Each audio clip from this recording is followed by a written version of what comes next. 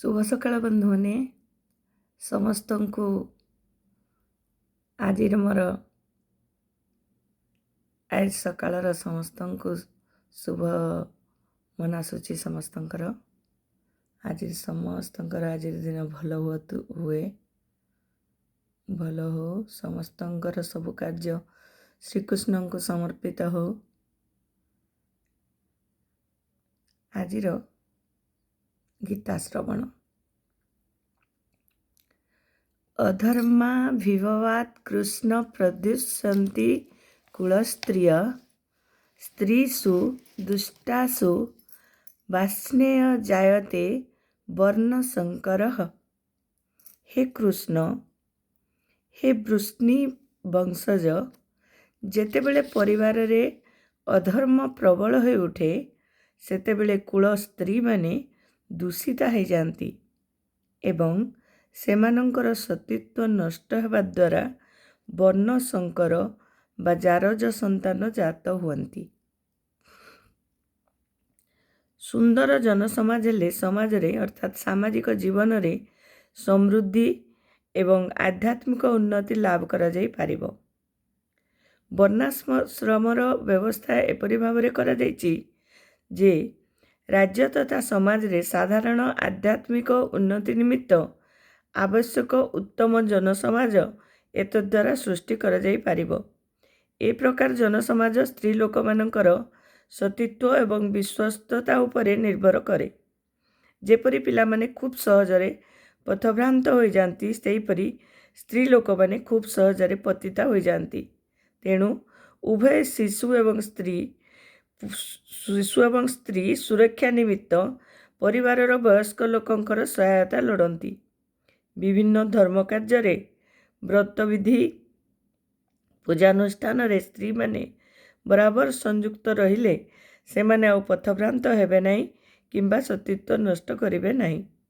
चाणक्य पंडितंक नीतिवाक्य अनुଯାयी स्त्री लोक माने साधारणतः अत्यंत बुद्धिया नुहंती एवं सेथिबाई सेमाने मध्य विश्वस्त नुहंती।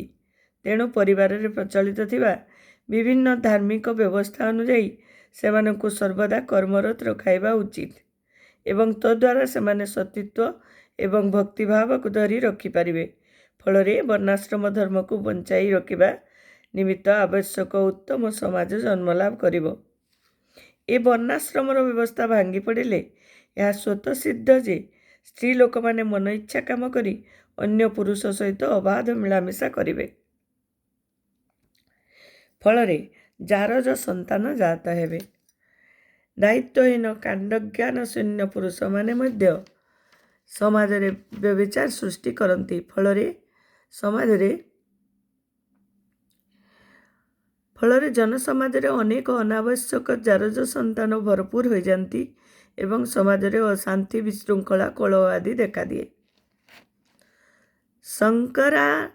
शंकरो नरकायेव कुलज्ञानं कुलस्य च पतन्ति पितरो ह्योषां लुप्तपिंडोदक क्रिया।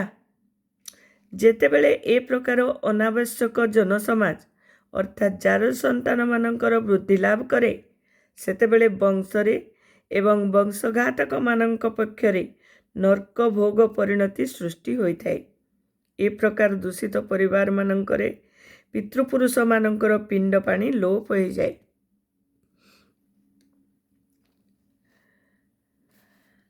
दोषैरेतैः कुलज्ञानां वर्णशंकर कारकैः उत्साद्यन्ते जातिधर्मा कुलधर्माश्च शाश्वता।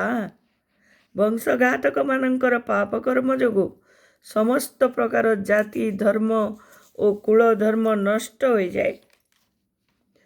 उत्सन्न कुलधर्माणां मनुष्याणां जनार्दन नरके नियतं वासो भवतीत्यनु शुश्रूम। हे जनार्दन कृष्ण मु गुरु परंपरा क्रमे शुणिछि जे जो माने कुलधर्म नष्ट करती से माने सर्वदा नरकरे वास करती। अर्जुन तांक निज ज्ञान व अभिज्ञतारू ए जुक्ति बाढ़ु नांती। से जहाँ आचार्य मानक ठारू शुणिछंती ताहारी उपरे आधार करी ए जुक्ति बाढ़ुछंती। ଏହା ହେଉଛି ପ୍ରକୃତ ଜ୍ଞାନ ଲାଭ କରିବାର ପନ୍ଥା। ଯେଉଁ ଉପଯୁକ୍ତ ବ୍ୟକ୍ତି ଜ୍ଞାନରେ ପ୍ରତିଷ୍ଠିତ ହୋଇଛି, ସେ ବ୍ୟକ୍ତିର ବିନା ସାହାଯ୍ୟରେ କେହି ପ୍ରକୃତ ଜ୍ଞାନ ସ୍ତରରେ ଉପସ୍ଥିତ ହୋଇପାରିବ ନାହିଁ। ବର୍ଣ୍ଣାଶ୍ରମ ବ୍ୟବସ୍ଥାରେ ଏକ ଧାରା ଅଛି। ସେଥିରେ ବ୍ୟକ୍ତିକୁ ମୃତ୍ୟୁ ପୂର୍ବରୁ ତାର ପାପ କର୍ମର ଫଳକୁ ପ୍ରକ୍ଷାଳନ କରିବା ନିମିତ୍ତ ସଂସ୍କାର ବିଧି ଅନୁସରଣ କରିବାକୁ ହେବ। ଯେ ସର୍ବଦା ପାପ କର୍ମରେ ଲିପ୍ତ, ତାକୁ ନିଶ୍ଚୟ ପାପରୁ ମୁକ୍ତ ହେବା ନିମିତ୍ତ ପ୍ରାୟଶ୍ଚିତ କରିବାକୁ ହେବ। ଏହା ନ କଲେ ବ୍ୟକ୍ତିକୁ ପାପ କର୍ମର ଫଳ ଭୋଗ କରିବା ନିମିତ୍ତ ନର୍କକୁ ଯିବାକୁ ପଡ଼ିବ। ଓହୋ ବତ ମହତ୍ ପାପଂ କର୍ତ୍ତୁଂ ବ୍ୟବସିତା ବୟମ୍ ଯଦ୍ ରାଜ୍ୟ ସୁଖଲୋଭେନ ହନ୍ତୁଂ ସ୍ୱଜନ ମୁଦ୍ୟତା। ଆହା, ଏହା କେଡ଼େ ଆଶ୍ଚର୍ଯ୍ୟର କଥା ଯେ ଆମ୍ଭେମାନେ ରାଜ୍ୟ ସୁଖ ଲୋଭ ଆଶାରେ କେଡ଼େ ମହାନ ପାପ କରିବାକୁ ଯାଉଛୁ। ଯଦି ମାମ୍ ଅପ୍ରତିକାରମ୍ ଅଶସ୍ତ୍ରଂ ଶାସ୍ତ୍ରପାଣୟଃ ଧାର୍ତ୍ତରାଷ୍ଟ୍ରାରଣେ ହନ୍ୟୁସ୍ତନ୍ମେ କ୍ଷମତରଂ ଭବେତ୍। ମୁଁ ଭାବୁଛି, ଯଦି ଧୃତରାଷ୍ଟ୍ରଙ୍କର ପୁତ୍ରଗଣ ମୋତେ ବିନା ପ୍ରତିରୋଧରେ ଏବଂ ଅସ୍ତ୍ରଶସ୍ତ୍ରରେ ସଜ୍ଜିତ ନ ହୋଇଥିବା ଅବସ୍ଥାରେ ମାରି ପକାନ୍ତି, ତାହେଲେ ଖୁବ୍ ଭଲ ହେବ। ସେମାନଙ୍କ ସହିତ ଯୁଦ୍ଧ କରିବା ପରିବର୍ତ୍ତେ ସେମାନଙ୍କ ହାତରେ ମୃତ୍ୟୁବରଣ କରିବା ବରଂ ଶ୍ରେୟସ୍କର ହେବ। ଏବ ମୁକ୍ତାର୍ଜୁନଃ ସଂଖ୍ୟେ ରଥୋପସ୍ଥ ଉପାବିଶତ୍ ବିସୃଜ୍ୟ ସଶରଂ ଚାପଂ ଶୋକସଂବିଘ୍ନମାନସଃ। ସଞ୍ଜୟ କହିଲେ, ଯୁଦ୍ଧ କ୍ଷେତ୍ରରେ ଅର୍ଜୁନ ଏହିପରି କହି ଧନୁଶରକୁ ରଖିଦେଲେ ଏବଂ ରଥ ଉପରେ ବସି ପଡ଼ିଲେ। ତାଙ୍କର ମନ ଦୁଃଖରେ ଭରାକ୍ରାନ୍ତ ହୋଇପଡ଼ିଲା। ଅର୍ଜୁନ ଯେତେବେଳେ ଯୁଦ୍ଧକ୍ଷେତ୍ରରେ ଅବସ୍ଥା ପର୍ଯ୍ୟବେକ୍ଷଣ କରୁଥିଲେ, ସେତେବେଳେ ସେ ରଥ ଉପରେ ଛିଡ଼ା ହୋଇପଡ଼ିଥିଲେ। କିନ୍ତୁ ସେ ଏପରି ଦୁଃଖାଭିଭୂତ ହୋଇପଡ଼ିଲେ ଯେ ସେ ଧନୁଶର ଛାଡ଼ିଦେଇ ପୁଣି ରଥ ଉପରେ ବସି ପଡ଼ିଲେ। ଭକ୍ତିଯୋଗ ମାର୍ଗରେ ଏ ପ୍ରକାର କୋମଳ ଓ ଦୟାର୍ଦ୍ର ହୃଦୟ ବ୍ୟକ୍ତି ଆତ୍ମଜ୍ଞାନ ନିମିତ୍ତ ଉପଯୁକ୍ତ ଅଟନ୍ତି।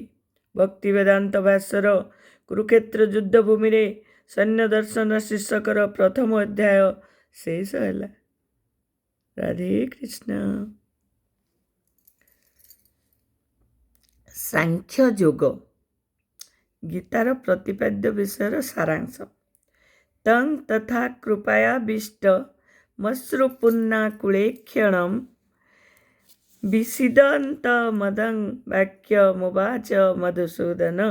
ସଞ୍ଜୟ କହିଲେ, ଅର୍ଜୁନଙ୍କୁ ଖୁବ୍ ଦୟାର୍ଦ୍ର ହୃଦୟ ଦୁଃଖପୂର୍ଣ୍ଣ ଏବଂ ଚକ୍ଷୁ ଲୋତକପୂର୍ଣ୍ଣ ହେବାର ଦେଖି ମଧୁସୂଦନ ବା କୃଷ୍ଣ ନିମ୍ନମତେ କହିଲେ, କୃତସ୍ତ୍ୱାକୁଷ୍ମଳମ୍ ଇଦଂ ବିଷମେ ସମୁପସ୍ଥିତମ୍ ଅନାର୍ଯ୍ୟ ଜୁଷ୍ଟମ୍ ଅସ୍ୱର୍ଗ୍ୟମ୍ ଅକୀର୍ତ୍ତିକରମ୍ ଅର୍ଜୁନ। ପରମ ପୁରୁଷ ଭଗବାନ କହିଲେ, ହେ ମୋର ପ୍ରିୟ କୃଷ୍ଣ, ଏସବୁ ମଇଳା ତୁମ ପାଖକୁ କିପରି ଆସିଲା? ଯେଉଁ ଲୋକ ଜୀବନର ମୂଲ୍ୟ ବୁଝିଛି, ତା ପକ୍ଷରେ ତ ଏଗୁଡ଼ିକ ଆଦୌ ଶୋଭା ପାଏ ନାହିଁ। ଏଗୁଡ଼ିକ ବ୍ୟକ୍ତିକୁ ମଧ୍ୟ ଉଚ୍ଚ ଲୋକକୁ ଯିବାକୁ ଦିଏ ନାହିଁ। ଏସବୁ ଅକୀର୍ତ୍ତିକର ଅଟେ। କୃଷ୍ଣ ଏବଂ ପରମପୁରୁଷ ଭଗବାନ ଏକ ଏବଂ ଅଭିନ୍ନ ଅଟନ୍ତି। ତେଣୁ ସମୁଦାୟ ଗୀତାରେ ଶ୍ରୀକୃଷ୍ଣଙ୍କୁ ଭଗବାନ ବୋଲି କୁହାଯାଇଛି। ପରମ ସତ୍ୟ ପରମ ବ୍ରହ୍ମଙ୍କୁ ଜାଣିବାର ଶେଷ ସ୍ତର ହେଉଛି ଭଗବାନଙ୍କୁ ଜାଣିବା ଓ ଭଗବାନଙ୍କୁ ଉପଲବ୍ଧି କରିବା। ଏହା 3ଟି ସ୍ତରରେ ଅନୁଭୂତ ହୁଏ। ପ୍ରଥମ ସ୍ତର ହେଲା ବ୍ରହ୍ମାନୁଭୂତି, ଅର୍ଥାତ୍ ସର୍ବବ୍ୟାପକ ନିର୍ବିଶେଷ ବ୍ରହ୍ମ। ଦ୍ୱିତୀୟ ସ୍ତର ହେଲା ପରମାତ୍ମା ଅନୁଭୂତି, ଅର୍ଥାତ୍ ସମସ୍ତ ଜୀବର ହୃଦୟରେ ଥିବା ଭଗବାନଙ୍କର ପରମାତ୍ମା ରୂପକୁ ଜାଣିବା। ତୃତୀୟ ସ୍ତର ହେଲା ଭଗବାନ ଅନୁଭୂତି, ଅର୍ଥାତ୍ ପରମ ପୁରୁଷ ଭଗବାନ ଶ୍ରୀକୃଷ୍ଣଙ୍କୁ ଜାଣିବା। ଶ୍ରୀମଦ୍ ଭାଗବତରେ ଏ ସମ୍ବନ୍ଧୀୟ ବର୍ଣ୍ଣନା, ଭଗବାନଙ୍କୁ ଜାଣିବାର 3ଟି ସ୍ତର ସମ୍ବନ୍ଧୀୟ ବର୍ଣ୍ଣନା ଦିଆଯାଇଛି। ଆମେ ଆଜି ଏତିକି ପଢ଼ିବା, ଆସନ୍ତାକାଲି ପଢ଼ିବା। ମୁଁ ବୋଧେ ଲମ୍ବା ପଢ଼ି ଦେଉଛି। 200ରୁ ଉପରକୁ କାଲିର ଭ୍ୟୁ ଯାଇପାରିନି, ତ ଆଜି ମୁଁ ସେଥିପାଇଁ ଟିକେ କମ୍ କରିଛି। ଦେଖାଯାଉ। ଆଉ ଲାଇକ୍ ମାରନ୍ତୁ ବନ୍ଧୁମାନେ, ପ୍ଲିଜ୍ ମୁଁ ଆପଣମାନଙ୍କୁ ଅନୁରୋଧ କରୁଛି। ଗୀତାକୁ ସମସ୍ତଙ୍କ ପାଖରେ ପହଞ୍ଚିବା ପାଇଁ ଚେଷ୍ଟା କରନ୍ତୁ। ଆପଣମାନେ ବି ଚେଷ୍ଟା କରନ୍ତୁ, ମୁଁ ବି ଚେଷ୍ଟା କରୁଛି। ଆମର ସମସ୍ତଙ୍କ ଚେଷ୍ଟା ଦ୍ୱାରା ଗୀତା ଆମର ସମସ୍ତଙ୍କର ପାଖରେ ପହଞ୍ଚି ପାରିବ। ଅନେକ ଲୋକ ଅନେକ ଚେଷ୍ଟା କରୁଛନ୍ତି, ଆମେ ବି କିଛି ଛୋଟ ଚେଷ୍ଟା କରୁ ଗୀତାର ପ୍ରଚାର ପାଇଁ। ଗୀତାର ପ୍ରଚାର କରିବା ଦ୍ୱାରା ହିଁ ଶ୍ରୀକୃଷ୍ଣଙ୍କୁ ଜାଣିବା, ଶ୍ରୀକୃଷ୍ଣଙ୍କ ଆଶୀର୍ବାଦ ଲାଭ କରିବା। ତେଣୁ ଆପଣମାନେ ସମସ୍ତେ ଆଗେଇ ଆସନ୍ତୁ, ମୋ ସହିତ ହାତ ମିଳେଇ ଆଗକୁ ବଢ଼ିବା ପାଇଁ ଚେଷ୍ଟିତ ହୁଅନ୍ତୁ। ସବସ୍କ୍ରାଇବ୍ କରନ୍ତୁ ପ୍ଲିଜ୍। ସମସ୍ତଙ୍କ ଘରେ ଥିବା ଫୋନ୍ରେ ମୋ ଚ୍ୟାନେଲ୍କୁ ସବସ୍କ୍ରାଇବ୍ କରିବା ପାଇଁ ଚେଷ୍ଟା କରନ୍ତୁ, ଯଦ୍ୱାରା ଆଉ ବହୁତ ଲୋକଙ୍କ ପାଖରେ ଗୀତାର ପ୍ରଚାର ହେଇ ପହଞ୍ଚି ପାରିବ। ରହୁଛି। ରାଧେ ରାଧେ, ଜୟ ଶ୍ରୀକୃଷ୍ଣ।